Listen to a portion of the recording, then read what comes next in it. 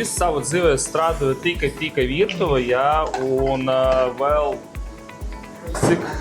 cik koledžē, 6 gadus es koledžā kā skolotājs, kā šefpavaras, jā, un paralēli es strādāju vēl restorānā, jā, es esmu kā valdes loceklis, kā direktors, man ir sava personīga vieta ar Grūzijas virtuvē, jā, un tāpēc es paralēli strādāju šeit un savā restorānā.